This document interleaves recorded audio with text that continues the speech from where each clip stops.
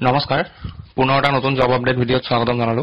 আজি ভ্যাকেন্সি ডিটেইলছখিনি মই আপোনালোকৰ মাজত আগবঢ়াম ভিডিঅ'টো সম্পূৰ্ণ শেষলৈ চাব ভ্যাকেন্সি প্ৰথম আপোনালোকৰ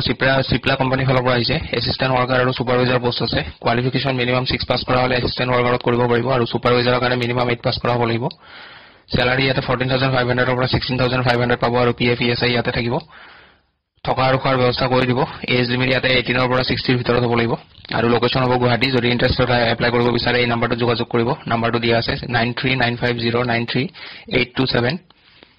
পিছৰ ভ্যাকেন্সিটো হৈছে আপোনালোকৰ ডিটিপি অপাৰেটৰ কাৰণে ফিমেল যদি হয় তেতিয়া হলে তেওঁলোকক আগতে প্ৰিফাৰেন্স দিব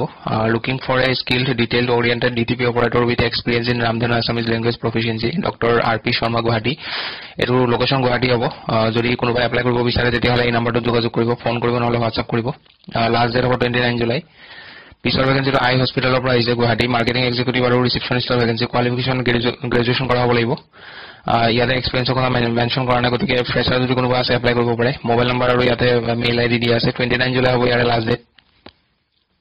পিছৰ ভ্যাকেন্সিটো Dispur polyclinic and hospital private লিমিটেডৰ পৰা আহিছে সিকিউৰিটি গাৰ্ডৰ ভ্যাকেন্সি মেইলৰ কাৰণে হয় এক্সপেৰিয়েন্স মিনিমাম 1 ইয়াৰ বিচাৰিছে ইয়াতে আৰু স্যালাৰি নেগোশিয়েবল হ'ব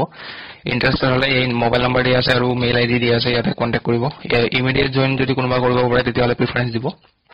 লাষ্ট ডেট হ'ব আপোনালোকৰ জুলাই 30 তাৰিখ নেক্সট ভ্যাকেন্সিটো আইভিএফ সেন্টাৰ গুৱাহাটীৰ পৰা আহিছে সেলছ আৰু মাৰ্কেটিং এক্সিকিউটিভৰ ভ্যাকেন্সি এনি গ্ৰেজুৱেচন কৰা হ'ব লাগিব স্যালাৰি নেগোশিয়েবল লোকেশন চাইলক গুৱাহাটী ডিব্ৰুগড় বৰপেটা আৰু ডিমাপুৰ হ'ব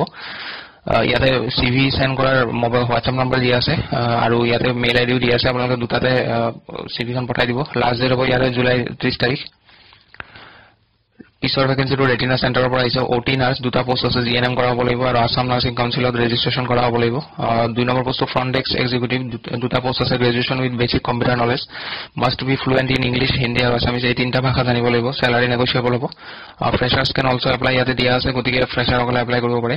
এই মেইলটো বায়'ডাটা পঠিয়াব লাষ্ট ডেট 29 জুলাই এইখিনি আছিল ভ্যাকেন্সি আপডেট ভিডিঅ'টো ভাল পালে লাইক এটা কৰি দিব আৰু লগ পাম পুনৰ এটা নতুন ভিডিঅ'ত আজিলৈ ধন্যবাদ নমস্কাৰ